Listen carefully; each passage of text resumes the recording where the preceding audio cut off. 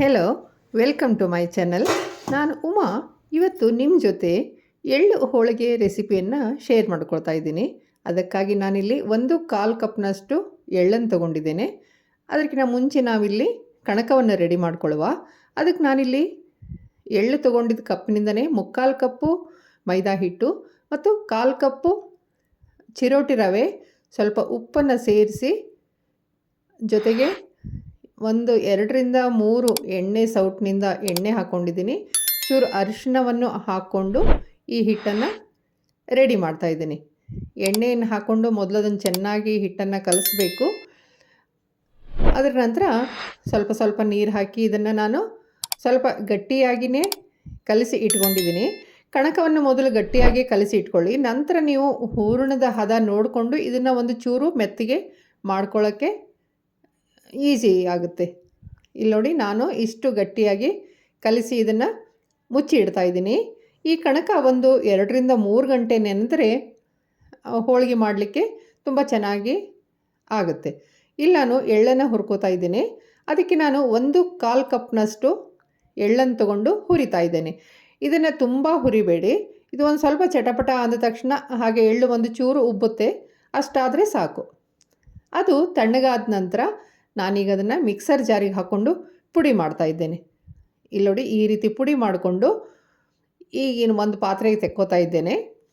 ಅದಕ್ಕೆ ನಾನು ಸ್ವಲ್ಪ ಪುಡಿ ಮಾಡದೇ ಇರೋ ಎಳ್ಳನ್ನು ಸೇರಿಸ್ತಾ ಇದ್ದೇನೆ. ನಾನು ಹುರಿದಿದ್ದ ಎಳ್ಳನ್ನು ಒಂದು ಸ್ವಲ್ಪ ತೆಗೆದಿಟ್ಟಿದ್ದೆ, ಹಾಗೆ ಈ ಎಳ್ಳನ್ನು ಇದಕ್ಕೆ ಸೇರಿಸ್ತಾ ಇದ್ದೇನೆ. ಇದರಿಂದ ನಮ್ಮ ಹೋಳಿಗೆ ತುಂಬ ಟೇಸ್ಟ್ ಚೆನ್ನಾಗಿರುತ್ತೆ. ಇಲ್ಲಿ ನಾನು ಒಂದು ಬಾಣಲೆಗೆ 1/2 ಕಪ್ನಷ್ಟು ಬೆಲ್ಲದ ಪುಡಿಯನ್ನು ಹಾಕ್ಕೊಂಡಿದ್ದೇನೆ. ನಾನು 1/4 ಕಪ್ನಷ್ಟು ಎಳ್ಳನ್ನು ತೊಗೊಂಡಿದ್ದೆ, ಅದಕ್ಕೆ 1/2 ಕಪ್ನಷ್ಟು ಬೆಲ್ಲವನ್ನು ತೊಗೊಂಡಿದ್ದೀನಿ. ಈಗ ನಾನು ಇದಕ್ಕೆ ಒಂದು ಸೌಟಿನಷ್ಟು, ಒಂದು ಸೌಟು ಪೂರ್ಣ ಇಲ್ಲ, ಇದು 1/4 ಸೌಟಿನಷ್ಟು ನೀರನ್ನು ಹಾಕ್ಕೊಂಡು ಗ್ಯಾಸ್ ಫ್ಲೇಮು ಆನ್ ಮಾಡ್ತೇನೆ. ಇದು ನಮ್ಮ ಬೆಲ್ಲ ಕರಗಲಿಕ್ಕೆ ಎಷ್ಟು ನೀರು ಬೇಕೋ ಅಷ್ಟೇ ನೀರು ಹಾಕ್ಕೊಂಡು ಒಲೆ ಮೇಲಿಟ್ಟು ಕುದಿಸ್ತಾ ಇದ್ದೀನಿ. ಈಗ ನಮ್ಮ ಬೆಲ್ಲ ಪೂರ್ಣವಾಗಿ ಕರಗಿದೆ. ಈಗ ಅದನ್ನು ನಾನು ಗ್ಯಾಸ್ ಆಫ್ ಮಾಡಿಕೊಂಡು ಎಳ್ಳಿನ ಪುಡಿಯನ್ನು ಸೇರಿಸ್ತಾ ಇದ್ದೇನೆ. ಎಳ್ಳಿನ ಪುಡಿಯನ್ನು ಸೇರಿಸ್ಕೊಂಡು ಇದನ್ನು ಚೆನ್ನಾಗಿ ಮಿಕ್ಸ್ ಮಾಡಬೇಕು. ಈ ಹೋಳಿಗೆ ತುಂಬ ಚೆನ್ನಾಗಿರುತ್ತೆ. ನಾನಿಲ್ಲಿ ಬರೀ ಎಳ್ಳು ಒಂದನ್ನೇ ಸೇರಿಸಿ ಮಾಡಿದ್ದೇನೆ. ನೀವು ಬೇಕಿದ್ದರೆ ಸ್ವಲ್ಪ ಶೇಂಗಾ, ಸ್ವಲ್ಪ ಕೊಬ್ಬರಿ ಹಾಕ್ಕೊಂಡು ಮಿಕ್ಸ್ ಮಾಡಿಕೊಂಡು ಕೂಡ ಈ ಹೋಳಿಗೆಯನ್ನು ಮಾಡ್ಕೋಬಹುದು. ಇದು ನೋಡಿ, 1 ಗಂಟೆ ಆರಿದ ನಂತರ ಇದು ಹೀಗೆ ಪುಡಿ ಪುಡಿಯಾಗಿದೆ. ನಾನು ಬೆಲ್ಲ ಕುದಿಸಿದ್ದು ಒಂದು ಸ್ವಲ್ಪ ಜಾಸ್ತಿ ಆಯಿತು ಅಂತ ಅನಿಸುತ್ತೆ. ಅದೆಲ್ಲ ನೀರು ಆರಿ ಹೋಗಿದೆ. ಈಗ ನಾನು ನನ್ನ ಕಣಕದ ಟೆಕ್ಸ್ಚರ್ ನೋಡಿಕೊಂಡು ಇದಕ್ಕೆ ಒಂದು ಚೂರೇ ನೀರು ಹಾಕಿ ಕಲಿಸ್ಕೊಂಡು ಅದನ್ನು ಕಣಕದ ಟೆಕ್ಸ್ಚರ್ ಬರೋವರೆಗೂ ಚೆನ್ನಾಗಿ ಕಲಿಸ್ತೇನೆ.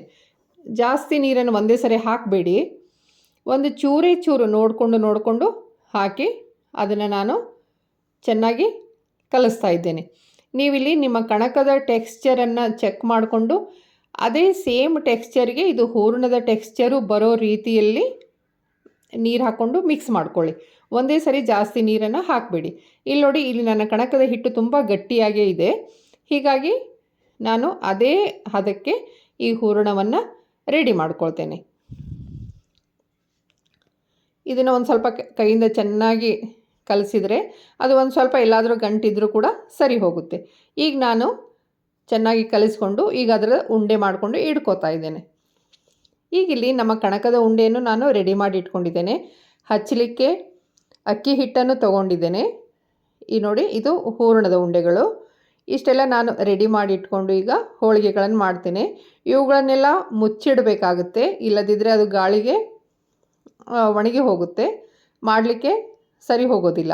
ಅದಕ್ಕೋಸ್ಕರ ನಾನು ಎಲ್ಲವನ್ನು ಮುಚ್ಚಿಟ್ಟಿದ್ದೇನೆ.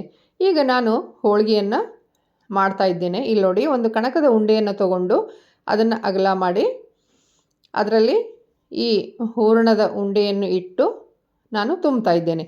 ನೋಡಿ, ನನ್ನ ಕೈಗೆ ಒಂದು ಚೂರು ಹೂರಣನೂ ತಾಗ್ತಾ ಇಲ್ಲ, ಕಣಕನೂ ತಾಗ್ತಾ ಇಲ್ಲ, ಅಷ್ಟು ಚೆನ್ನಾಗಿ ಈ ಟೆಕ್ಸ್ಚರ್ ಬಂದಿದೆ. ಈ ರೀತಿ ಇದ್ದರೆ ನಮ್ಮ ಹೋಳಿಗೆ ತುಂಬ ಕ್ರಿಸ್ಪಿಯಾಗಿ ಬರುತ್ತೆ ಮತ್ತು ಮಾಡಲಿಕ್ಕೂ ತುಂಬ ಸುಲಭ ಆಗುತ್ತೆ. ಈಗ ನಾನು ಇದಕ್ಕೆ ಒಂದು ಚೂರು ಅಕ್ಕಿ ಹಿಟ್ಟನ್ನು ಹಚ್ಚಿಕೊಂಡು ಲಟ್ಟಿಸ್ತೇನೆ. ನೀವು ಕಣಕ ಮತ್ತು ಹೂರಣ ಸರಿಯಾಗಿ ಗಟ್ಟಿಯಾಗಿ ಕಲಿಸ್ಕೊಂಡ್ರೆ ನಿಮಗೆ ಅಕ್ಕಿ ಹಿಟ್ಟು ಕೂಡ ತುಂಬ ಜಾಸ್ತಿ ಹಚ್ಚೋ ಅವಶ್ಯಕತೆ ಬೀಳೋದಿಲ್ಲ.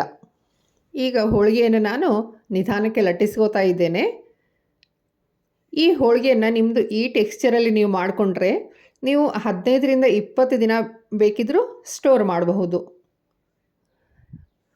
ಕಣಕ ಮತ್ತು ಹೂರಣದ ಟೆಕ್ಸ್ಚರ್ ಸೇಮ್ ಇದ್ದರೆ ಅದು ಅಂಚಿಗೆ ಕೂಡ ಕಣಕ ಬರೋದಿಲ್ಲ. ಇಲ್ಲಿ ನೋಡಿ ನಮ್ಮ ಹೋಳಿಗೆ ಎಷ್ಟು ಚೆನ್ನಾಗಿ ಬರ್ತಾ ಇದೆ.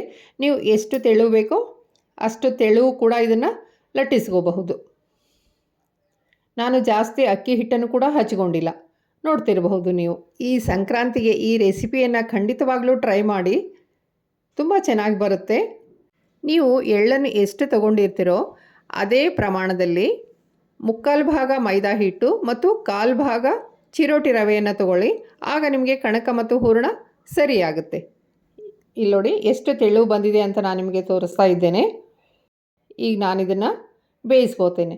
ನಾನು ಆಲ್ರೆಡಿ ದೋಸೆ ಹಂಚನ್ನು ಕಾಯಿಸ್ಲಿಕ್ಕೆ ಇಟ್ಟಿದ್ದೆ. ಈಗ ಆ ಹೋಳಿಗೆಯನ್ನು ನಾನು ಬೇಯಿಸಲಿಕ್ಕೆ ಹಂಚಿನ ಮೇಲೆ ಹಾಕಿದ್ದೇನೆ.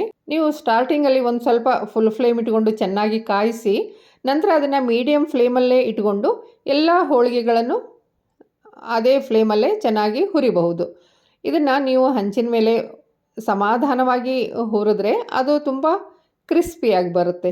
ಇಲ್ಲಿ ನಾನು ಇನ್ನೊಂದು ಹೋಳಿಗೆಯನ್ನು ಅದೇ ರೀತಿ ಬೇಯಿಸ್ತಾ ಇದ್ದೇನೆ ಮತ್ತು ಇನ್ನೊಂದು ಹೋಳಿಗೆಯನ್ನು ಕೂಡ ನಾನು ತುಂಬಿಕೊಂಡು ಮಾಡ್ತಾ ಇದ್ದೇನೆ. ನೀವು ಇದು ಹೋಳಿಗೆಯನ್ನು ತುಂಬಿ ಲಟ್ಟಿಸಿದ ನಂತರ ತಕ್ಷಣ ಹುರಿದು ಬಿಡಬೇಕು. ಮತ್ತು ಅದನ್ನು ಎಲ್ಲ ಒಂದೇ ಸರಿ ಲಟ್ಟಿಸ್ಕೊಂಡು ಒಂದೇ ಸರಿ ಹುರಿಯೋಣ ಅಂತಂದರೆ ಅದು ಸರಿ ಹೋಗೋದಿಲ್ಲ. ಯಾಕಂದರೆ ಅದು ಅದರಲ್ಲಿ ಬೆಲ್ಲ ಇರುತ್ತಲ್ವ, ಅದೆಲ್ಲ ನೀರು ಆಗಿಬಿಡುತ್ತೆ. ಅದಕ್ಕೋಸ್ಕರ ನೀವು ಲಟ್ಟಿಸಿದ ತಕ್ಷಣ ಹಾಗೆ ಅದನ್ನು ಹಂಚಿನ ಮೇಲೆ ಹಾಕಿಬಿಡಿ.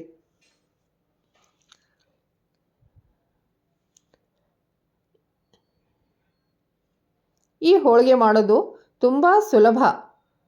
ಇದರಲ್ಲಿ ಒಂದೇ ಟ್ರಿಕ್ ಅಂದರೆ ನಿಮ್ಮ ಹೂರಣ ಮತ್ತು ಕಣಕ ಎರಡು ಒಂದೇ ಟೆಕ್ಸ್ಚರಲ್ಲಿ ಇರಬೇಕು, ಅದಷ್ಟೇ ಇರೋದು.